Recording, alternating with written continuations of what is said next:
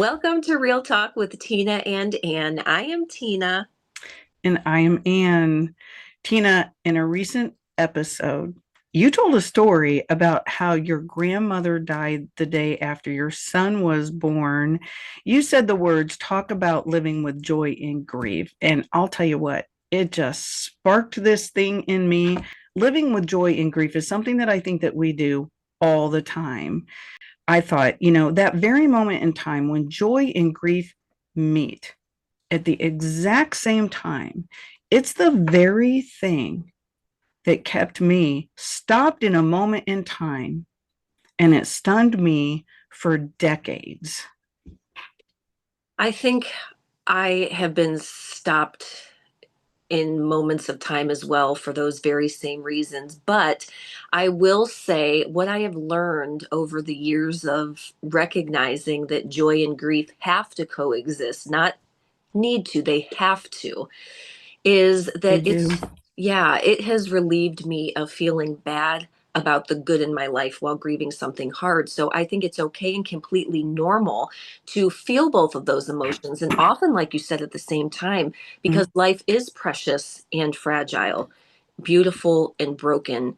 And there's so much of the time where we're going to feel these two very polar opposite, but sometimes interconnected feelings. You know what? I learned very young about the complexity of emotions and how joy and grief are not emotionally exclusive. You know how we talked about life being cyclical? Well, it is, but it is also so enmeshed, and the two at times can't be separated no matter what. What happens when you feel them both at the exact same time? That's a good question. And for me, I think it varies. So let me explain. Sometimes it numbs me, sometimes it pushes me, sometimes it inspires me. It's definitely, I would describe it as an emotional tug of war. So the joy lifts you up, the grief pulls you down. And sometimes that combination can lead to a deeper sense of emotional processing, and sometimes it kind of Um, provides a kind of catharsis. So, allowing you to honor both the beauty of the moment and the sadness that comes with it. Truly, we're not on this earth for very long. It might seem like it some days, mm, but no truer statement than the days are long, but the years are short. sure. And sometimes for me, those feelings of pain and grief coexisting just signal I need to rest, because sometimes that's all I can do to kind of give myself a break from all of it. I would also say I feel like sometimes it is a reminder of really, probably more often than not, the complexity of human emotions. So, where one Mm, event or experience can stir multiple feelings at the same time, it also reflects the richness of our lives. mhm. So I will give you an example that I often feel frequently of joy and grief meeting together. So often I see, and I'm sure many of you see, a mom and her mom. So a mom and a grandma out together at a store or maybe at the zoo, and usually grandkids are in tow. Mm. It makes me smile to see the family all together bonding, and it does bring me joy because I see them enjoying it so much. At the same time, inside, I want to cry because I yearn for that for myself and for my boys. Grandparents are a huge part of children's lives. And my mom and I have always been so close. We would meet at all these places and go together. And so her disease of Alzheimer's has stolen that from me and from our boys. And on my husband's side, some very, very poor decisions by some of his closest family members have forced some strict boundaries. So I constantly feel that tug of war of joy for others who have what I don't, but grief for me and my children who yearn Mm, for that type of connection. mhm. I think one of the things is that we have to give ourselves permission to feel both. And I think many times we feel guilty if we feel any kind of joy, like the birth of your baby. at the same time, the family is having this horrific loss. And it is giving yourself permission to feel both and it being okay to feel some joy when there's also a loss. Yeah, I think allowing yourself permission to feel happy and sad at the same time, or, grief and joy at the same time, I think that is absolutely key. And it does take practice because I think, I don't know even what would make us feel like we can only feel one thing at once, but it really is okay. And it's Yeah. very normal and common to feel multiple different emotions all at the same time. Yeah. So I think that, I'm an example person. So let's say that you may have just gotten the job that you've been dreaming of while a good friend of yours didn't get theirs or just lost theirs. Sure. It is completely okay to be happy for Yeah. yourself and for your family while also feeling sad and grieving for your friend and their family about that news. That's Yeah. just, I feel like, a good example of how it coexists. And I'm sure that the friend who lost their job is equally happy for you. Truthfully, if you're good friends, that is how it works. And so I have just noticed that I think a lot of times people will assume, oh, I don't want to say anything. Okay, here, you know what? Let me give you another example. And I'm going to talk about this a little in depth. My son has his first major sports injury. We'll get into that here a little bit later on Mm, in this episode. And I commented that my godson played a fantastic game. I heard he hit 7 3-pointers in his game, and my son and my husband, who went to the game and watched it, were so excited. The whole team was so excited. And mm, when I said that to his parents, they didn't really acknowledge that in the text message, almost like they felt bad, saying, I know, wasn't it a great game? And it was like, it's okay that my kid couldn't play. He was still very much a part of it by watching. And you can be happy for your son and also sad for mine, and I can be happy for yours and yeah. sad for mine. Do you know what I Right. mean? Right. Yeah. Absolutely. Yeah. I mean, I think one of the hardest things I didn't do for myself, and I didn't give myself permission to feel the happiness during really difficult times in my life. For example, the loss of my dad. I've talked about my dad's death many times on the podcast because it was legit probably the worst time in my entire life. And it is when my life stopped as I knew it. And it was a death of so many things. And it happened at one of the best times of my life. So that was where the contradiction really happened for me, where joy and grief hit me at the exact same time. And I was at this right beat not too long before he passed away. I was one of the top seeds in this meet, and it was my birthday, and I got called in to dance with the maitre d, and they said, oh, and my Ann Davis is there, and she is this top seed in this swim meet. And I don't even know why they made a big deal out of it, but they did. It was really kind of a cool thing at this restaurant. And so I had this amazing next few months after that. And then, bam, he kissed me good morning the next morning. And that was it. Never saw him again. So, I think many times joy is absolutely mixed with grief. I even feel it when I'm watching a show. Sometimes I immediately start to feel this uneasiness inside myself. It's like one of those things when you just know something really bad is going to happen on a show. That happens sometimes, well, oftentimes when I'm watching SVU, they're all having a good time at a party, or they're all laughing, walking down the street or whatever. And you can see it. It's like, something really bad is going to happen. So, I wondered forever why I didn't trust happy times. Well, I think I just proved why. I mean, I lived way too much of my life not letting true joy in after that happened with my dad. And I can see, I really can, having gone through experiences like that and then researching, because this question that you asked, and maybe you didn't really ask it, but just this illustration led me to want to kind of dive deeper into what are some reasons why when someone has a grief-filled life, it can be really, really hard to allow joy to come in, even if we deeply want and need to experience it. Mm. So here are some of the reasons I came up with. Grief can shape a person's worldview and emotional landscape in a way that makes joy feel far away and even not deserved at times. So one of the things I had learned is that grief can push someone into a constant state of survival mode. Mm. Boy, oh boy, can I relate to that. Yes. And I think many of us can. Something else it Yes. does is when someone experiences a significant loss, they might develop an unconscious fear of becoming attached to happiness again, thinking that if they get too close to joy, they might lose it as well. I've fallen into this trap many times too, Yeah. feeling, I, a it's fear of love or a fear of joy. as soon as I have felt success or happiness, it's almost like I'm waiting for something really bad to happen after. Hmm. Hmm. Yeah.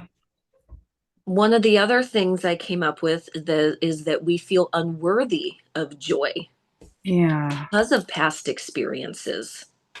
Yeah.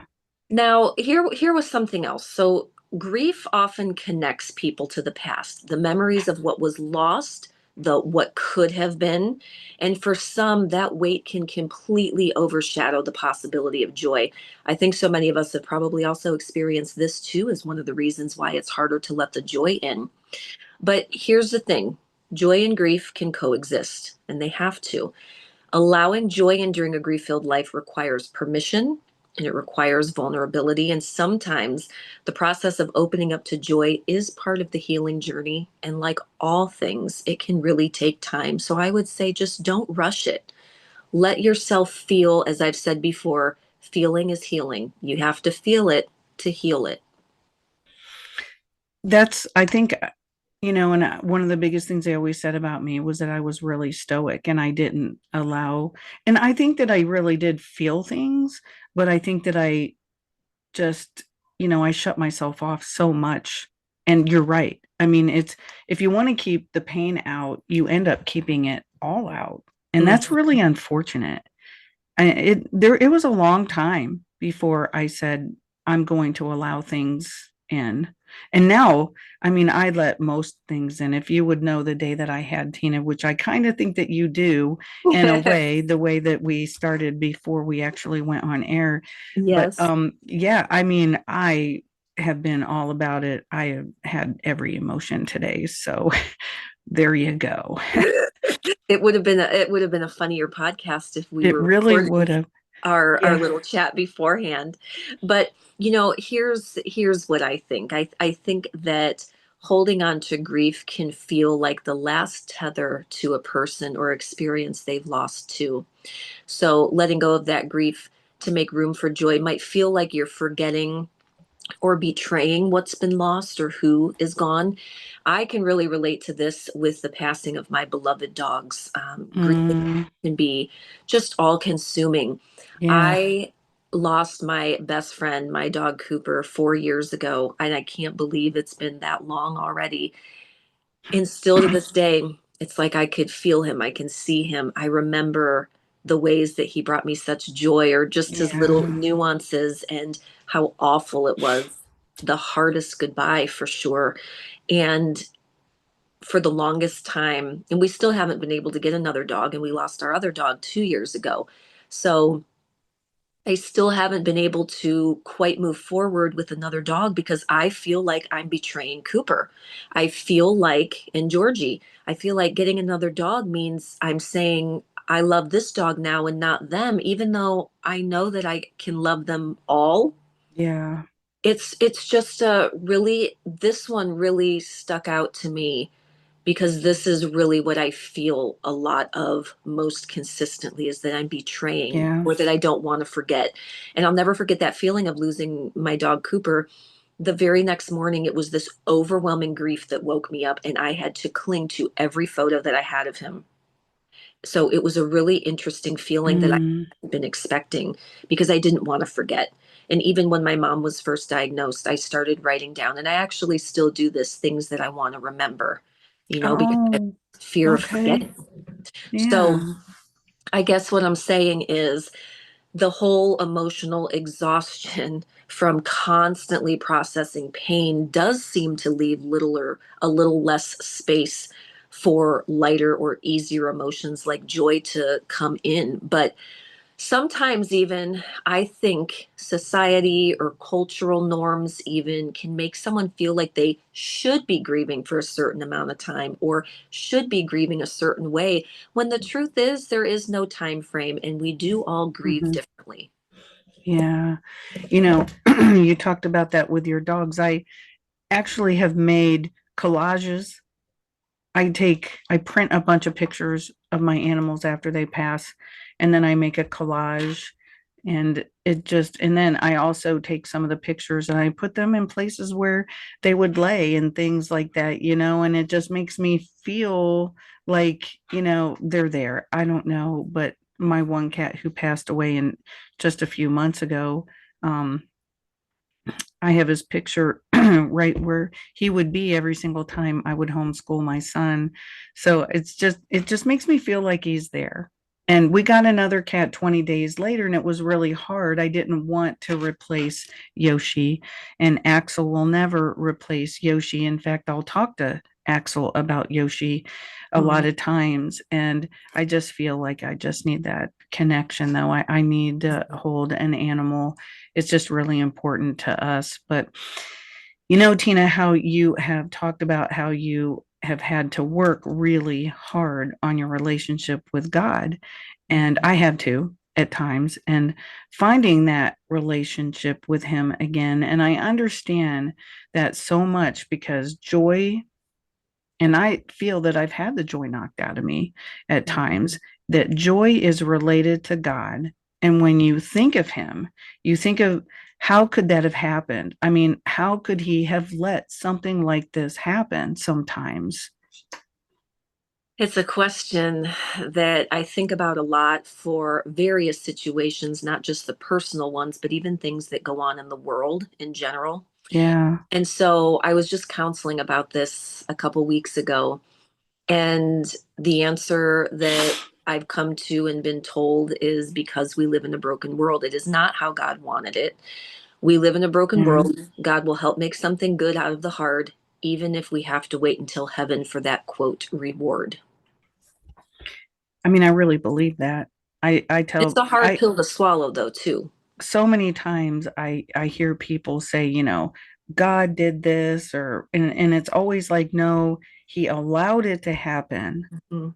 But I really believe that there's going to be something that comes out of it that can be used for good.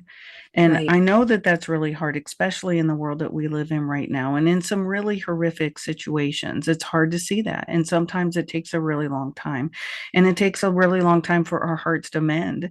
And like we're saying here, for the joy to come back in. But I learned really young that if I'm going to keep the pain out, I'm going to keep the joy out, like I said earlier. So everything I've I've been involved with where it's brought in emotion, I've kept joy at arm's length. And sometimes I think that I keep myself from being more successful in things because of that reason alone. I think this is the hardest part about these two emotions. It's hard, but it is most necessary. We still need to allow joy and pain in, or allow light in the darkness, because essentially that's what hope is, right? And I believe without hope we have nothing. So we have to keep that hope and allow ourselves to let light in the darkness. It's the whole mindset of after every storm there's a rainbow of hope, or Yeah. joy comes in the morning, joy being the light after the darkness. And I think Yeah. we have to keep walking toward that. I have had to learn that grief does not cancel joy. Grief does not cancel joy. And that's been Yeah. really hard for me to realize. So what do you feel about that? Do you think that grief can cancel joy? I think it can temporarily stop the joy that you feel, because I would go out on a limb to say there's probably more profound grief that happens in our life than perhaps profound joy. Let me explain. So, if you have someone that you love, okay, you know what? I'll just take my personal situation. So, my mom diagnosed at age 59 with early onset Alzheimer's. We are now in the year 2025, and she is now, this will be her sixth year into this dreaded disease. That diagnosis shattered me. I've had a stillborn baby. I have lost cousins to addiction, lots of other things that have happened in my life. I had been able to handle those fairly well. This Mm-hmm. one crushed me. So, what I'm saying is Yeah. the grief of this outweighed any joy at the time because it was such a big hit. It was such a big loss. And Yeah. so, I I think in a way I agree with you. Grief shouldn't cancel joy, but I think at times it temporarily can. But that's Yeah. why it's so important to continue to let that light in. You know, grief is not this one and done feeling, it's ongoing, it is layered, it doesn't just vanish Right. with Yeah. time or new experiences, whether the experiences are good or bad. You really still, again, have to feel it to heal it. So, I think you can experience multiple emotions at once, and one does not necessarily overshadow or cancel the other. Yeah. Back when I was a journalist, there was a man who I knew and actually got to interview for the newspaper, and he had lost his child. He was a man of God. He would preach, and it got to the point where he no longer did that. But it was hard for him to sing the hymns, he said. It was just, it had reached a point where he just couldn't sing those praises. And anybody could understand that, I I can think. relate. Yeah. Yeah. I mean, there's been absolute times in my life where, and in fact, I've never gone back to a physical church, but I do absolutely have had times in my life where I've struggled with being, well, I mean, I can even have a really rough day and it's like, okay, God, thanks. Thanks a lot, but I know it's not his fault. But, I mean, it can happen where, like what we're talking about here, can just feel so enmeshed, the two feelings. And so you don't want to sing praises to God at that time when you're having a really difficult time. You know, After my dad passed away, I didn't want to accept my first award. And I won right after. And they said, they had the award ceremony and I wasn't up there. And they called my name to go up and I would not go. And you know what I said? Mm, When they said, Ann, you need to go up, I said, I don't deserve it. mm. I don't even know why I said that. Well, I, that goes back to what we were talking about earlier. It's just what grief can do. for some reason, I felt I didn't deserve joy. I couldn't even accept it. And then after that, I would purposefully lose. And I didn't even realize I was doing that. And then all of a sudden, I started seeing that I was purposefully slowing down right before I would hit that wall.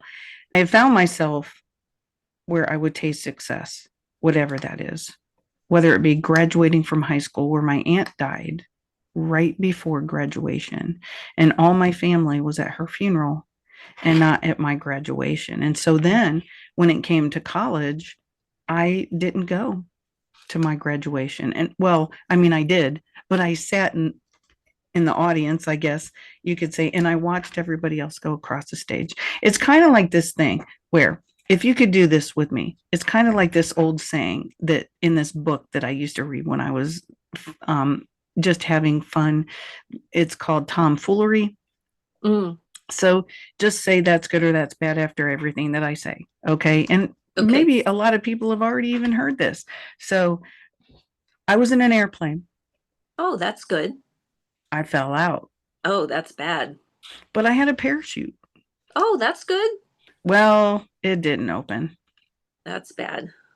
Well, there was a haystack right under me. That's good. No, there was a pitchfork in the haystack. Oh, that's really bad. Well, I missed the pitchfork. Okay, that's good. I also missed the haystack. That's wow. Why do I Yeah. feel like that's something that goes on in my head about different things? I mean, isn't that life though? Yeah, yeah, absolutely. Yeah, it's a really good illustration. I think that we need to be mindful on both emotions and have rituals for honoring both at the same time if possible. I know my friend Carrie, her dad passed away, and we went to the beach. We went to Myrtle Beach and we drank his favorite pop. So, I watched I Love Lucy and Carol Burnett to remember my mom on the day that she passed away. So, you see what I mean? There was a person in my life that caused me, my mom, as much pain as she did teach me strength. So it can even come down to something like that, where two things can butt up against each other. She was so complex. And when I think of this same person, a person who gave me so much pain in my life, she also at the same time showed me how strong that a person could be. And so, she was one of the strongest people that I think that I ever met. I respected her as a businesswoman. I respected who she was. Even when she was dying, she was making phone calls to people canceling their tax appointments because she would do taxes for free for the elderly who couldn't afford it. And she was terminal. She would just say to them, "Sorry, I'm not going to be able to do your appointment this year because I'm dying." And it was Oh, just it was the craziest thing, but she also, it was just so much strength. And she kept her sense of humor until the very end. I can remember when she had days left, and I went and I got her mail. I brought it to her, and there was this letter from the hospital. I didn't even have a clue what it was. She had had a mammogram before she had been diagnosed with blood cancer, and she went downhill so quickly that, we didn't even think about the results of the mammogram. And she opened it up and she kind of laughed out loud. And I'm like, "What?" And she said, "Well, good news. I don't have breast cancer." Yeah. wow.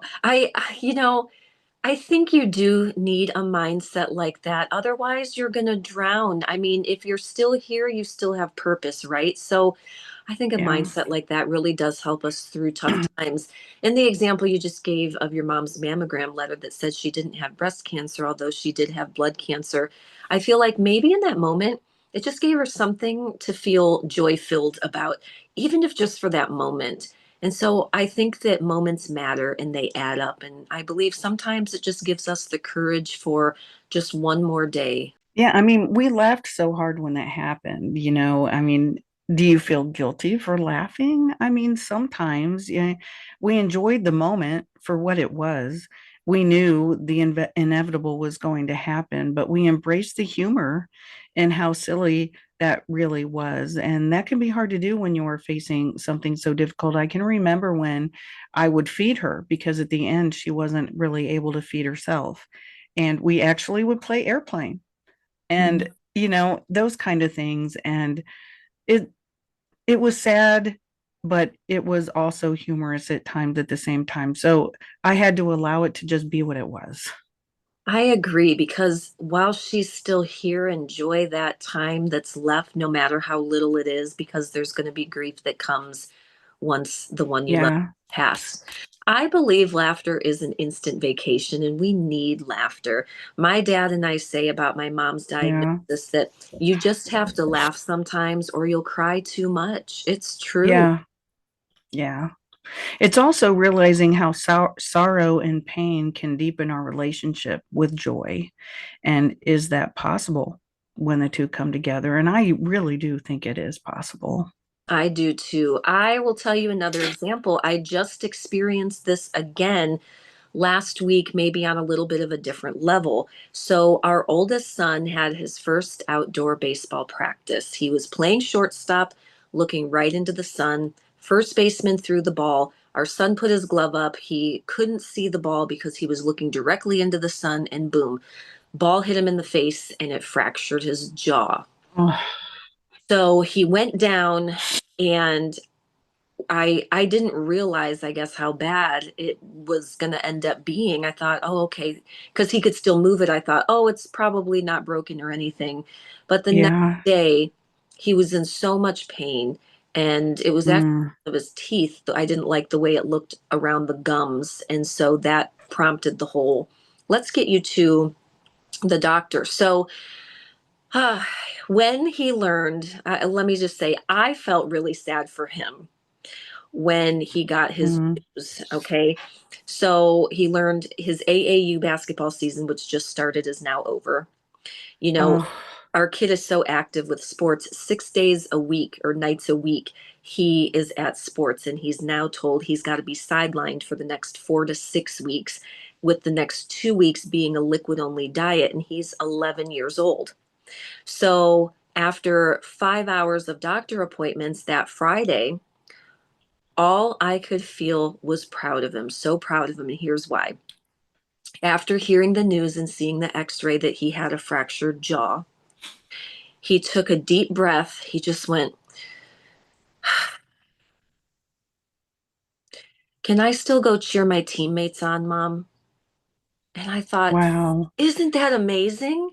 He was just told, this active kid, that he's out for 4 to 6 weeks. He has to have a liquid diet. And the first thing that came to mind was, can he go cheer his teammates on? To which I said, absolutely. And my That, heart went from sadness to joy in an instant. So that was such a perspective shift for me. Well, then that weekend, he was supposed to have his second AAU basketball tournament. And it mm. was Saturday morning, and I was downstairs, and I heard him ask my husband, Dad, could I bring my jersey so that my replacement has something to wear? And I thought, isn't Oh, that something? That's what youth sports is about. That is what being a team player is all about. So wow. incredibly proud of him. And honestly, it made me proud of me. And I get choked up a little bit when I think about this, because all of the hard, I feel like all of the hard that my son has watched me face with my mom in particular, and other, grief things that we've had in our life, Yeah. helped him to see how you handle things with grace and love and tenderness. And he's doing Yeah. it. He's taking notes, if you will. He's seen how to handle it. And although it's an injury, it's a physical pain, not maybe a mental pain, if you will. How well he's handled it has blown my mind. And it makes me proud of both of us. So we were all grateful too that it wasn't worse, that it wasn't his nose, his Sure. teeth are okay, that it wasn't his eye. But the fact that he sighed, he took it in for a few moments, and then he picked himself right back up, kept going, wanted to cheer his team on. He's been to every single game since then. Isn't that amazing, Ann? You know, it you learn more when um you are having the down and out times. You learn about yourself. You sure do. And that just shows who he really is. It's not, I always say that I learn more in my failures than my successes. And this is an example of how you learn more when, it's a really tough situation and you're not out there, winning with the boys, but you just figure it out. And oh my gosh, Tina, I mean, that just says so much about who he is as a person, that he just wants to continue to cheer them on. If he I love can't be it. out there, he just want, He still wants to be a part of it. See, that's what a you team know, player is all about. I and love that. also that should be an example. That's a leader. That is a leader. That's the kind of person. I watch these shows sometimes of, sports and like Friday Night Lights and things like that. And they always pick the quarterback or they pick whoever based on their leadership abilities, sometimes not just to, the captain of the team. And that is somebody who is a great leader. And it's not based on performance. And he's just out there wanting everybody to be their best self. And Absolutely. that's amazing that I he can love do it. that at 11 years old. He I'm has so got a great future in sports, not just as a player, but as a leader. absolutely. Absolutely. You also had another thing happen, Tina, where you lost your baby. I mean, And I can't think of anything harder. Do you think that there is a timeline for grief for when you give yourself permission to start letting the joy in? Should we feel guilty for letting that joy in after such an extreme loss or pain? So I don't think there's any timeline for grief. It comes in waves for me still, just like the sea. Sometimes it's calm, sometimes it's raging, sometimes you barely even notice it, and then sometimes it's just something in between all of that. I do Yeah. understand feeling guilty about letting joy in, but I can go back to those 3 weeks after having our stillborn son and how just a few months prior to that experience, I was at a yoga type of retreat. And I don't believe in happenstance. So while I was there, I learned from a naturalist. It was like a yoga naturalist little retreat in the town where I live, and he taught us about the rules of three. And it really stood out to me. Like, of all the things that night, this is what stood out to me. You can survive only 3 minutes without air, 3 days without water, 3 weeks without food, and 3 months without hope.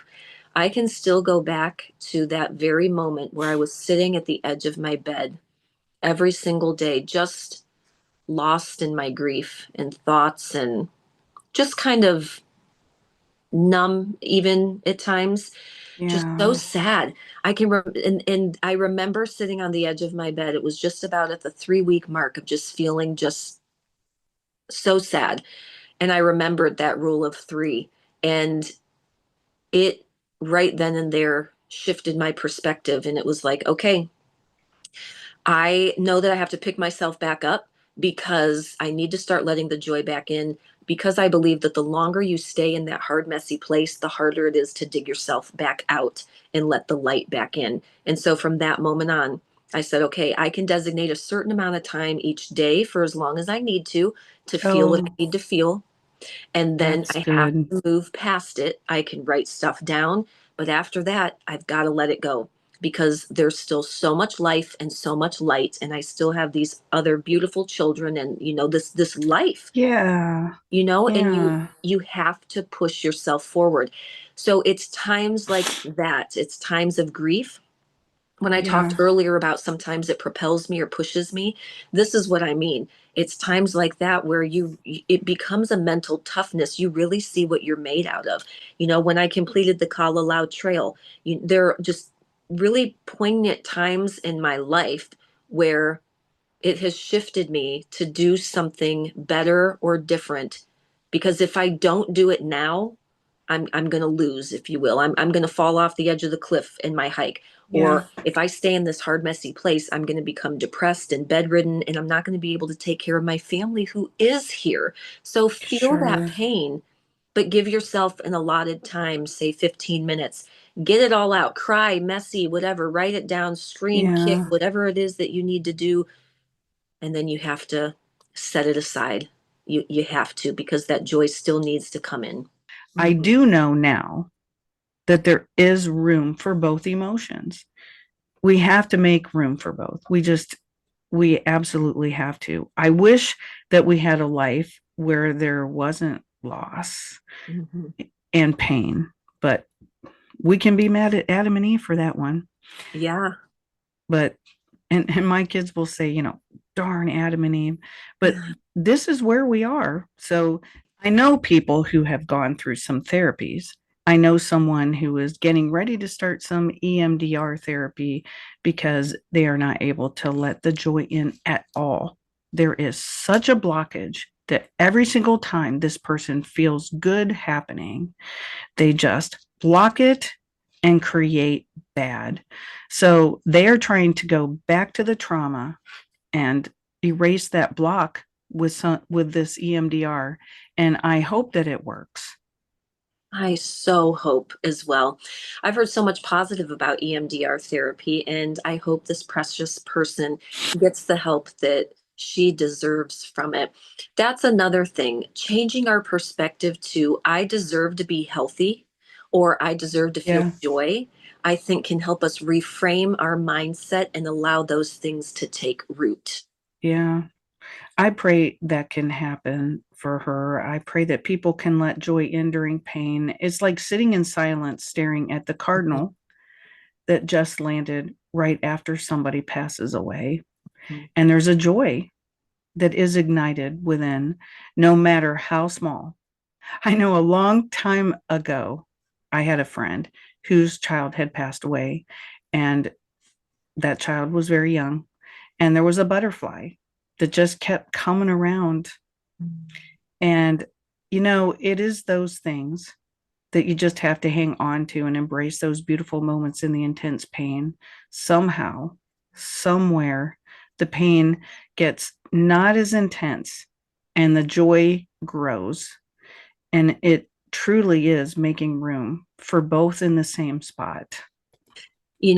I love how you've talked about doing things to remember those that we have lost who passed on before us. Every year on our stillborn baby's birthday, we do something different, either a butterfly release or a balloon release with notes on it. We've done singing and making cake and just singing happy birthday. So, it's in a way, it's really heartwarming to remember Yeah.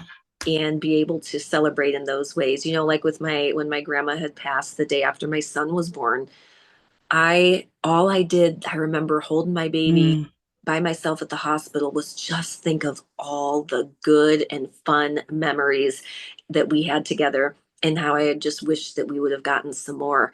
I think that it makes loss a little bit easier when it's clean, where there's nothing left that needed to be said. And so that was a scenario for me with my grandma that I had no regrets. I just missed the fun, and she had such a great sense of humor. And I'll never forget when I said, "Grandma, what's the secret to life?" And she said, "Eating chocolate." And so we always eat chocolate. And I think that's my mom got her love of chocolate from grandma, and then so did I. But I think that life is often living many different emotions at the same time. And I believe the sooner that we embrace that, albeit some mixed emotions are harder than others to feel all at once, but the sooner we can embrace those differing emotions, the better off and more healthy we will be. you just brought a thought up in me that I think a lot of times where grief might be stronger and it might be harder to let go is when there is not as much closure. Hmm. If there is the closure, and it takes me to my friend Carrie again, who she lost her mom, and there wasn't a lot of tears. There were tears. I'm not saying that, Hmm. but she believed that she had done everything, said everything, had the best relationship with her mom when she passed away. And she, it comes down to the regrets or the I should have, and when you don't have those kind of things and you don't have a relationship where there's problems or that you need to have a different kind of a closure than you had, um, I think it might add some more of those difficulties to be able to, in order to let joy in. That's exactly my point. Yep, I feel like that's true. Yeah, I think that that's really important, actually. I hadn't even really thought about that, but, I've gotten better at being able to let it in. And I've looked at pictures from the past, and I'm this, keeper of memories, and I'm very compartmentalized person, and I don't like to revisit things often. When it happens, it's kind of done. Last week, I took this collage that I had made years ago from my childhood, and I just had it in a spot in my house that I really didn't look at very often. But they were pictures of me as a child, of course, sitting on my old house that we had lived in, pictures of my sister before she had been given away to the system. And I took this collage that I had made to help me heal years ago. And I put it downstairs, front and center by my dad's hutch that he had made before he had passed away. And it was kind of like this empowerment moment for me. It's not for anybody else. I don't even know if anybody noticed that I put it there that lives here in my house with me, my family, but it was just for me. And it was like, you know what? I'm going to take these really mixed pictures with pain and joy, and I'm going to put it right there next to my dad's hutch. And I have just felt so differently about it now. It's like I'm Mhm. claiming it. I don't know. That's kind of what I it felt love like. that. I do. I think timing is everything. And I have a digital picture frame of our animals that we have loved and lost. And some days it brings me great, great joy to just sit there and watch as the pictures go by and you relive just for those moments in time, those memories that you shared together. And of course, you want more of them. And it brings comfort to remember. And then there are days where it's so painful for me to see them because I want them so badly to be back here with me that I have to turn it off. And I think both of those scenarios are okay. So I guess what I would say is if you start to feel like it's too much to have that collage by your hutch again, it'd be okay if you took it down. And then if you put it back up again. Yeah. Sometimes you can't help the way you're feeling and you don't know when something will trigger you on any given day. So I hope you'll give yourself grace to move it again if you should need to. And if not, more power to you. Well, there's a time to be heartbroken, and there is a time to get up. Mm-hmm. There are seasons. And no matter what, it's letting that spark of joy to eventually, be ignited again. And I think that that is the message throughout this entire podcast. Yeah, I would agree. I was hoping, piggybacking off of that, that we could end with this thought. Just as winter gives us time and rest to think about our goals or the things that we want to accomplish, I think spring gives us the Mm. motivation, the push to act and reach those goals. So it is Newton's law of physics, really. An object in motion stays in motion, and it is a good season to Oh, allow some healthy change. I read that today somewhere, and I summarized it in a nutshell, but I thought it was so perfect for what we were doing today. And then, if I may, I thought that this would be a fitting quote. Part of every misery is, so to speak, the misery's shadow or reflection. The fact that you don't merely suffer, but have to keep on thinking about the fact that you suffer.